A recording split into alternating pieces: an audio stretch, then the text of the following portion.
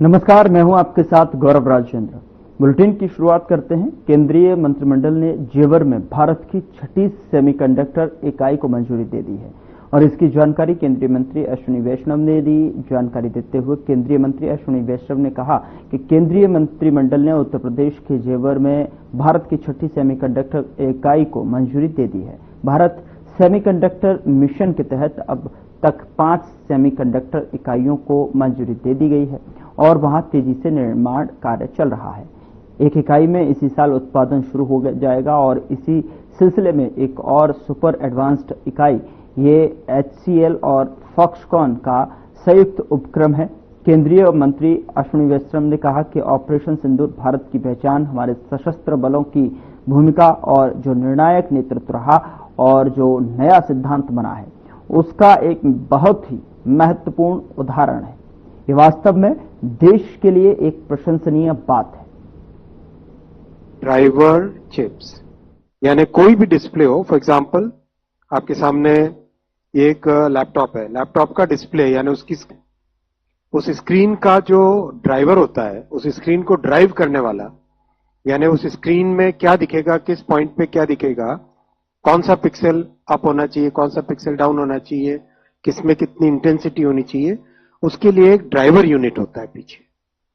तो डिस्प्ले को ड्राइव करने वाला जो यूनिट होता है उसको डिस्प्ले ड्राइवर बोलते हैं। तो डिस्प्ले ड्राइवर की चिप्स इस प्लांट में बनेगी और ये देश की रिक्वायरमेंट भी बहुत बड़ी है, क्योंकि देश में इलेक्ट्रॉनिक्स मैन्युफैक्चरिंग जिस तेजी के साथ बढ़ी है, अभी पिछले 10 वर्षों में 5 गुने से ज्यादा इलेक्ट्रॉनिक्स मैन्युफैक्चरिंग हुई है, उसके चलते डिस्प्ले की डिमांड भी बढ़ती जा रही है। तो डिस्प्ले का एक कोर फंक्शन होता है डिस्प्ले के ड्राइवर की चिप।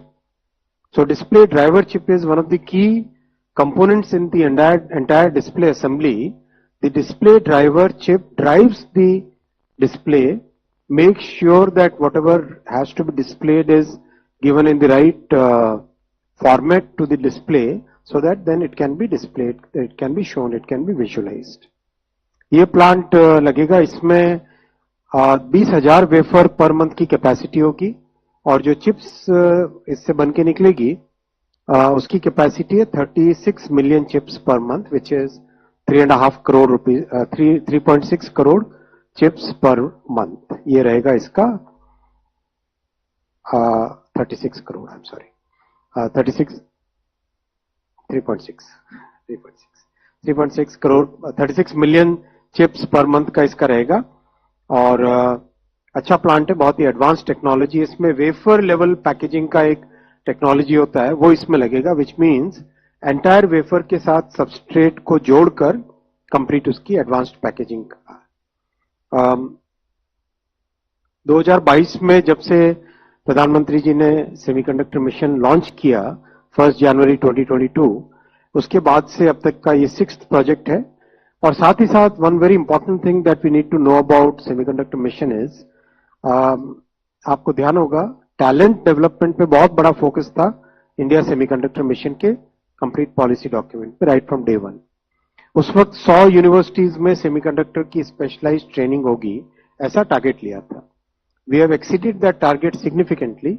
अब तक 70 यूनिवर्सिटीज, 270 यूनिवर्सिटीज एंड 70 स्टार्टअप्स में लेटेस्ट, वर्ल्ड के लेटेस्ट जो सेमीकंडक्टर डिजाइन की टेक्नोलॉजीज होती है, वो सब वहां पे हैंड्स ऑन ट्रेनिंग के लिए दी गई है। और अब तो एक और स्टेप लिया जो कि कल लिया गया था,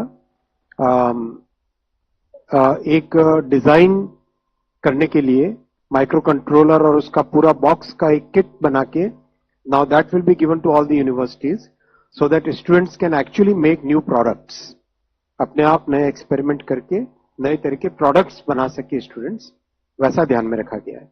और ये जो सेमीकंडक्टर की ट्रेनिंग एकेडमिक इंस्टीट्यूशंस में हुई, उसका रिजल्ट अब दिखने लगा है। उसका रिजल्ट मैं आपको बताऊं, स्टूडेंट्स ने जो चिप्स डिजाइन की है, स्टूडेंट्स ने जो चिप्स डिजाइन की है, उसमें से 20 चिप्स ऐसी हैं जो सेलेक्ट हुई है थ्रू अ प्रोसेस, प्रॉपर एक प्रोसेस रन किया जाता है, प्रोफेशनल्स इंजीनियर्स उस प्रोसेस को रन करते हैं। उसमें से 20 चिप्स ऐसी डिजाइन की सेलेक्ट की गई है जिनको मोहाली सेमीकंडक्टर लेबोरेटरी में, एससीएल मोहाली में मैन्युफैक्चर किया जाएगा। Those chips have been designed so well कि उनको मैन्युफैक्चरिंग के स्टेज में ले जाने का तय किया गया। आप देखो कितना एक सिग्निफिकेंट चेंज है ये माइंडसेट में। स्टूडेंट्स जिनको पहले बुक्स में पढ़ना होता था, उसकी बजाय अब वो रियल एक्चुअल जो टूल्स इंडस्ट्री में यूज होते हैं, एक्चुअल सॉफ्टवेयर टूल्स और आईपी कोर जितना भी चाहिए होता है, जो लाइब्रेरीज चाहिए होती है सॉफ्टवेयर की, वो सारी की सारी उनको रियल मिल रही है। यानी इंडस्ट्री के हिसाब से उनकी रेडीनेस हो रही है। और उन्हीं में से स्टूडेंट्स ने जो डिजाइन किए चिप्स, उनकी मैन्युफैक्चरिंग अपने ही देश में होना संभव हो पा रहा है। ये एक बहुत बड़ा सिग्निफिकेंट जंप है। और ये फ्लो जब बनता है तब वो इंडस्ट्री एक बहुत ही अच्छे लेवल पे पहुंचती है। और ये अपन ने माने सेक्टर बाय सेक्टर इसी तरह का एक अप्रोच है। प्रधानमंत्री जी इंडस्ट्री को और एकेडेमिया को न्यू एजुकेशन पॉलिसी के तहत जोड़ने का एक विजन है। उसी के तहत आपने देखा कि टेलीकॉम में भी 5G की लैब्स 100 यूनिवर्सिटीज में खोली गई। इंक्यूबेटर्स यूनिवर्सिटीज के अंदर खोले जा रहे हैं। सेंटर्स ऑफ एक्सीलेंस यूनिवर्सिटीज में खोले जा रहे हैं। तो एक तरीके से यूनिवर्सिटीज एक बहुत ही सक्षम बने, तो वो भी इसका एक बहुत बड़ा इंपॉर्टेंट पार्ट है। एक जो बहुत ही सेटिस्फाइंग चीज है, आपने ध्यान दिया होगा कि शुरू से प्रधानमंत्री जी ने कहा था कि इकोसिस्टम पे फोकस करो। तो कंप्लीट इकोसिस्टम पे फोकस हो रहा है। केमिकल्स, गैसेस, उनके मैन्युफैक्चरर्स भी भारत में अपने प्लांट्स लगा रहे हैं। और जैसे माइक्रॉन का प्लांट जहां पे लग रहा है, उसके आसपास 5 फैक्ट्रीज और लग चुकी हैं। माइक्रॉन के एक फैक्ट्री को सर्व करने के लिए इकोसिस्टम के प्लेयर्स की 5 फैक्ट्रीज और उधर पास में लगी है। इसी तरह से जो इक्विपमेंट यूज होता है सेमीकंडक्टर के मैन्युफैक्चरिंग में, वो इक्विपमेंट भी भारत में मैन्युफैक्चर हो, वो एक बहुत बड़ी उपलब्धि है कि अप्लाइड मटेरियल्स और लैब रिसर्च, ये दोनों को मिला लो तो सेमीकंडक्टर इंडस्ट्री का करीब करीब 50-60% इक्विपमेंट अपना मेजर बेस भारत में बना रहे हैं। और दोनों के प्लांट्स में काम स्टार्ट हो गया है और रैंप अप हो रहा है। बहुत ही सेटिस्फाइंग चीज है ये। ये सब आपके सामने मुझे डिटेल्स रखने थे। और जैसा साइंस टेक्नोलॉजी का उपयोग आपने ऑपरेशन सिंदूर में भी देखा, किस तरह से टेक्नोलॉजी का उपयोग करके भारत को एक बड़ी ताकत मिलती है और भविष्य के लिए एक बहुत बड़ी फाउंडेशन ले होती है। तो उसी कड़ी में जितने स्टेप्स लिए गए हैं, बहुत बड़े बड़े स्टेप्स लिए गए, कुल मिला के 1,25,000 करोड़ के स्टेप्स प्रधानमंत्री जी की इस ऐतिहासिक थर्ड टर्म में लिए गए। उसका एक डिटेल आपके सामने। धन्यवाद साथियों। I take questions. और एक क्वेश्चंस का नया प्रोटोकॉल करेंगे हम आज से। पिछली बार मैंने आपको हिंट भी किया था। Will start with the first row, then go to the second row, third row, fourth row, fifth row, ऐसे करेंगे ताकि लोगों को इंसेंटिव भी रहे कि समय पे आए। 22 नंबर। पहले 2 नंबर से चालू करो। अच्छा ठीक है, 2 नंबर। हेलो, मतलब आपसे वो सीट एकदम 2 नंबर प्राइम सीट हो जाएगी। सर सबसे पहले तो यही पूछना चाहूंगा कि कितने इन्वेस्टमेंट आपने अप्रूव किए, क्योंकि ये टोटल प्रोजेक्ट 3,706 करोड़ का है। यूपी गवर्नमेंट ऑलरेडी इसको अप्रूव कर चुकी है। आप लोगों ने क्या अप्रूव किया, कितना इन्वेस्टमेंट आपने इसके? टोटल 3,700 करोड़ का इन्वेस्टमेंट है इसमें। 3,706 करोड़ का इन्वेस्टमेंट है इसमें। सब कुछ मिला के ये टोटल डेट, इक्विटी, सब्सिडीज सब मिला के 54। कंपनी का आप लोगों ने भी कुछ अप्रूव किया होगा? 54 वो तो पॉलिसी के हिसाब से होगा ना। 50% पॉलिसी के हिसाब से होगा। Hi, good afternoon, sir. So firstly, congratulations on the 6th JV6 semiconductor unit in UP, first one in UP that.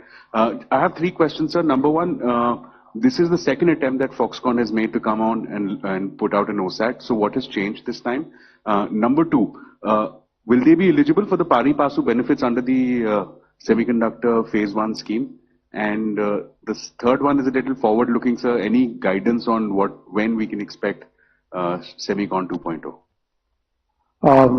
Foxconn. मुख्यमंत्री योगी आदित्यनाथ ने खाद्य पदार्थों में मिलावट और नकली दवाओं के कारोबार को सामाजिक अपराध करार देते हुए इसके खिलाफ जीरो टॉलरेंस की नीति अपनाने के निर्देश दिए हैं। उन्होंने कहा कि अब मिलावटखोरों को बख्शा नहीं जाएगा उनकी तस्वीरें प्रमुख चौराहों पर सार्वजनिक की जाएंगी ताकि समाज को ऐसे अपराधियों के खिलाफ जागरूक किया जा सके। इस अभियान में आम नागरिकों की भागीदारी सुनिश्चित करने के लिए विभाग ने फूड सेफ्टी कनेक्ट नामक मोबाइल ऐप और टोल फ्री नंबर उपलब्ध कराया है। मुख्यमंत्री ने निर्देश दिए कि किसी भी शिकायत का निस्तारण तभी माना जाएगा जब शिकायतकर्ता संतुष्ट हो।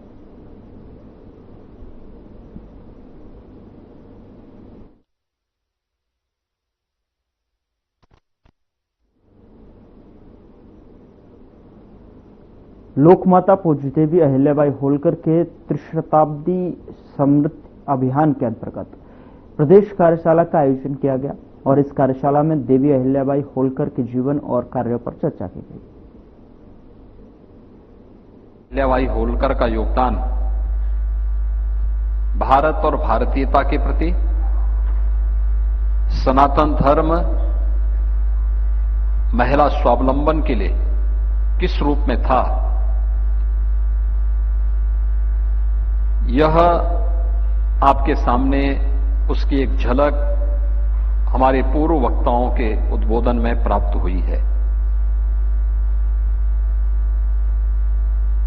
याद करना किसी व्यक्ति के बारे में या किसी महापुरुष के व्यक्तित्व की तुलना तो नहीं हो सकती, लेकिन अगर उनके कार्यों के बारे में जानना हो, उसका मूल्यांकन करना हो, तो वह बहुत आसान होता है कि उनकी शुरुआत कैसे थी। महारानी अहिल्याबाई होलकर ने सत्ता संभालने के बाद बहुत स्पष्टता के साथ उद्घोषणा की थी कि मेरा पथ धर्म का पथ है, धर्म का पथ ही न्याय का पथ है और न्याय का पथ ही हमें सर्वशक्तिमान और समर्थ बनाने में सहायक हो सकता है। और उसी भाव के साथ उन्होंने उस कालखंड में मालवा के माध्यम से सनातन धर्म की पुनर्स्थापना में अपना योगदान किया, जिनके उस विशाल और विराट व्यक्तित्व के प्रति कृतज्ञता ज्ञापित करते हुए भारत की सनातन धर्म की पवित्र परंपरा ने उन्हें पूर्ण श्लोक के रूप में सादर नमन करते हुए उनके प्रति कृतज्ञता ज्ञापित की है। याद करिए, भारत के वैदिक उद्घोष ही रहा है, धर्मो रक्षति रक्षिता, यानी अगर आप धर्म की रक्षा करेंगे तो धर्म आपकी रक्षा करेगा। और इसके साक्षात प्रतिमूर्ति कोई बनी तो महारानी अहिल्याबाई होलकर बनी। महारानी अहिल्याबाई होलकर ने इसकी शुरुआत की उस कालखंड में जब देश विदेशी आक्रांताओं के आक्रमणों से आक्रांत था, सनातन धर्म छद विछद हो चुका था या होए जा रहा था। उन स्थितियों में अपनी राजनीतिक सीमाओं का अतिक्रमण करते हुए उत्तर से दक्षिण तक, पूरब से पश्चिम तक भारत की सनातन धर्म की पहचान, भारत के हमारे पूज्य धर्मस्थलों को पुनर्स्थापना के उस महत्वपूर्ण कार्यक्रम को उन्होंने अपने हाथों में लिया। आप याद करिए, काशी विश्वनाथ मंदिर की पुनर्स्थापना का कार्य इतना कठिन रहा होगा। औरंगजेब की सत्ता और उसके तत्काल बाद कि किस प्रकार की परिस्थितियां रही होंगी। मुगल सत्ता देश के अंदर थी, उनका वर्चस्व था, लेकिन उस सब के बावजूद काशी विश्वनाथ मंदिर की पुनर्स्थापना का काम होना है और उन्होंने बेधड़क इस कार्य को वहां पर करके दिखाया। जो बाबा काशी विश्वनाथ मंदिर आज हम सबको दिखाई देता है, ये वही मंदिर है जो पुण्य श्लोका महारानी अहिल्याबाई होलकर ने 1700 1777 से 1780 के बीच में स्थापित किया था। केदारनाथ धाम का मंदिर आपने देखा होगा। केदारनाथ धाम में अनेक प्राकृतिक आपदाएं आई, 2012-13 में भी आई थी, लेकिन मंदिर अजेय बना रहा। आप याद करिए, आज भी वहां का रास्ता, वहां का मार्ग अत्यंत दुर्गम है, लेकिन उस कालखंड में उस मंदिर को बनाना, उसको एक भव्य रूप देना। सोमनाथ का मंदिर याद करिए, सोमनाथ के मंदिर में सबसे पहला आक्रमण भारत के अंदर किसी एक मंदिर पे हुआ था। 4 वर्ष पहले उस मंदिर को क्षतिग्रस्त करने के बाद वहां पर फिर से भगवान सोमनाथ की मंदिर की पुनर्स्थापना हो, यह संकल्प उस कालखंड में किसी ने लिया था, तो मालवा की महारानी अहिल्याबाई होलकर ने लिया था। याद करिए, आप सुदूर रामेश्वरम में जाएंगे, वहां पर भी आपको वह दृश्य देखने को मिलेगा। यानी अनेक ऐसे स्थलों का पुनरुद्धार करने का कार्य, उन्हें नया जीवन देने का कार्य, जो सनातन धर्म की पहचान थी, उस सनातन धर्म को पहचान दिलाने का काम एक ओर उन्होंने बिना किसी भय के, बिना किसी परवाह के मालवा राज्य की सीमा का अतिक्रमण करते हुए देश के अंदर सनातन धर्म की पुनर्स्थापना के लिए बृहत्तर भारत में उस कार्य को उन्होंने बिना किसी परवाह के करने का कार्य उस कालखंड में किया। और दूसरा कार्य, महिला स्वावलंबन के लिए किया जाने वाला कार्य, महिला स्वावलंबन का जो कार्य है, जिसके बारे में अभी यहां पर आज की मुख्य वक्ता के रूप में श्रीमती कविता पाटीदार जी अपनी बात को कह रही थी, माहिष्मती की साड़ियां, ये उसी प्रकार से विख्यात हैं जैसे काशी की साड़ियां हैं। अपनी कलाकृति के लिए, जरी जरदारी के लिए, भारत की उत्कृष्ट सिल्क के उन नमूनों के लिए, कलाकृतियों के लिए जानी जाती हैं। और हर सनातन धर्मावलंबी अपने घर में किसी भी मांगलिक कार्यक्रम में, खासतौर पर बेटी के मांगलिक कार्यक्रम के समय, इन्हें प्राथमिकता के आधार पर लेता है और उन्हें गिफ्ट देता है, उन्हें दान देता है, उन्हें उपलब्ध करवाता है। यह कार्य भी उस कालखंड में महारानी अहिल्याबाई होलकर ने उस कार्य को वहां प्रारंभ किया। देश के अंदर नदियों में घाटों का, पक्के घाटों का निर्माण हो, घाटों के माध्यम से हिंदू श्रद्धालुओं की सुविधा का ध्यान रखा जा सके। केवल मध्य प्रदेश के महिष्मती में ही नहीं, काशी के घाटों को भी निर्माण करने का कार्य हो, हरिद्वार के घाटों के निर्माण का कार्य करने का हो, देश के अन्य प्रमुख धार्मिक स्थलों पर उस प्रकार के घाटों का निर्माण करना हो, कुएं और बावड़ियों का निर्माण करना। उस समय पाइप पेयजल की स्कीम नहीं थी, आबादी कम थी, लोगों को सुरक्षित और शुद्ध पेयजल उपलब्ध हो सके, इसके लिए बावड़ियां भी बनाई जाती थी। देश के अंदर जहां पर भी इसकी आवश्यकता पड़ी, उस कार्य के साथ उन्होंने मजबूती के साथ जुड़ करके इस अभियान को एक नई गति देने का काम किया था।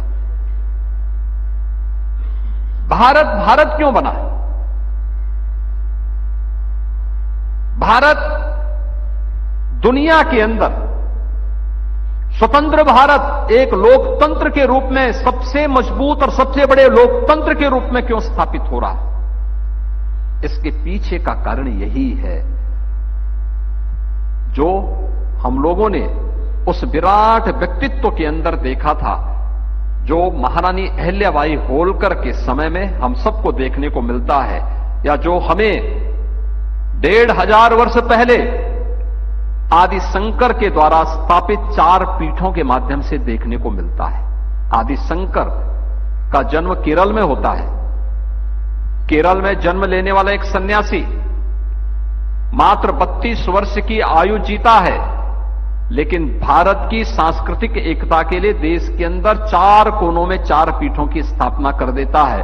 कोई भी राजनीतिक ताकत उन्हें वहां पर इन धार्मिक स्थलों को रोकने से वंचित नहीं करता, रोकता नहीं, कोई बाधा नहीं खड़ी करता, बल्कि नेतृत्व उन्होंने दिया।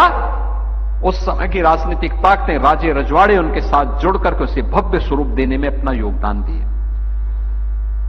महारानी अहिल्याबाई होलकर ने अपने स्वयं के द्वारा संचित धनराशि से इन मंदिरों का पुनरुद्धार किया था, जो गुलामी के उस कालखंड के दौरान विदेशी आक्रांताओं की क्रूरता और विभत्स और बर्बर कार्रवाई का शिकार हुए थे। उन सब की उनकी पुनर्स्थापना करने के लिए उन्होंने उस कालखंड में जिस भाव के साथ इस अभियान को अपने हाथों में लिया, आज उसी का परिणाम है जब काशी विश्वनाथ मंदिर को एक भव्य स्वरूप काशी विश्वनाथ धाम के रूप में पुनर्स्थापित करने का कार्य प्रधानमंत्री मोदी जी के करकमलों से प्रारंभ हुआ। 13 दिसंबर 2021 को तब प्रधानमंत्री मोदी जी ने इस बात का उल्लेख किया था। उस समय भी उल्लेख किया था कि महारानी अहिल्याबाई होलकर ने जो कार्य सैकड़ों वर्ष पहले काशी में करके दिखाया था, आज ये उसी की कड़ी का एक विस्तार है। यह महारानी अहिल्याबाई होलकर के प्रति हमारी विनम्र श्रद्धांजलि है, उनकी स्मृतियों को हमारा एक विनम्र नमन है, क्योंकि उस कालखंड में देश गुलाम था, विदेशी आक्रांताओं से देश छत-बिछत था, लेकिन उस कालखंड में बिना किसी भय के, बिना किसी प्रवाह के सनातन धर्म की पुनर्स्थापना के जिस बृहत्तर अभियान को, जिस पवित्र अभियान को उन्होंने अपने हाथों में लिया था, वह पवित्र अभियान सार्थक रूप से आगे बढ़ता हुआ दिखाई दिया। और उसी कड़ी को स्वतंत्र भारत में कभी लौह पुरुष सरदार वल्लभ भाई पटेल ने सोमनाथ के मंदिर के पुनरुद्धार के माध्यम से किया, और उसी कार्यक्रम को प्रधानमंत्री मोदी जी ने इस 21वीं सदी के पूर्वार्ध में ही काशी विश्वनाथ धाम को भव्य स्वरूप देकर के अयोध्या में राम जन्मभूमि पर भगवान राम के भव्य मंदिर को निर्माण करा करके एक नई अयोध्या का दर्शन करवा करके आज एक श्रृंखला आगे बढ़ती भी जा रही है।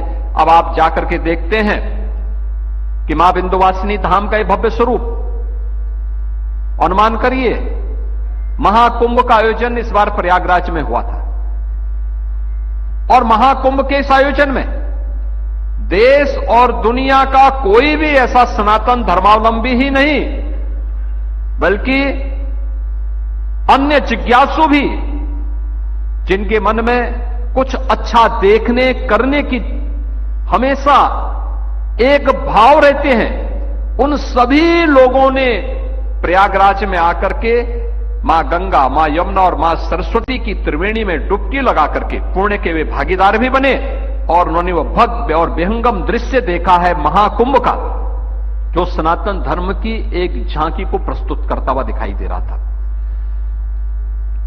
लेकिन महाकुंभ में आने वाला श्रद्धालु इस भाव के साथ कि हम प्रयागराज जाएंगे, महाकुंभ का स्नान के पुण्य भागीदार तो बनेंगे ही, लेकिन हमें यहां से अयोध्या और काशी भी जाना है, हमें नैमिषारण्य भी जाना है। आप याद करिए, अगर काशी, अयोध्या, नैमिषारण्य या चित्रकूट में उस प्रकार की सुविधा समय रहते हुए नहीं दी गई होती, क्या हाल होते, किस प्रकार की स्थितियां हुई होती। देश के अंदर पहली बार देखने को मिला, सुदूर दक्षिण से, तमिलनाडु से, केरल से, कर्नाटक से, आंध्र प्रदेश से, तेलंगाना से, पूर्वोत्तर के राज्यों में अरुणाचल से, मणिपुर से, मेघालय से, मिजोरम से, उत्तर में जम्मू कश्मीर से, हिमाचल से, और नेपाल और भूटान से भी दुनिया के 100 से अधिक देशों से आने वाला श्रद्धालु और पर्यटक इस बात का साक्षी बना है कि महाकुंभ के बहाने उसे अयोध्या और काशी के दर्शन करने का भी सौभाग्य प्राप्त हुआ। और भव्य स्वरूप देख करके, जब ये भव्य स्वरूप देख रहा था, जब कोई भी काशी विश्वनाथ धाम में आता है, दर्शनार्थ कर आता है, तो वह महारानी अहिल्याबाई होलकर के प्रति अपनी कृतज्ञता ज्ञापित करने से नहीं चूकता, वहां जरूर आता है। आज जब हम महिला सशक्त। फिलहाल बुलेटिन में मेरे साथ इतना ही, पर वक्त हो चला है डॉक्टर राकेश गुप्ता के साथ हमारे खास कार्यक्रम प्लस माइनस का।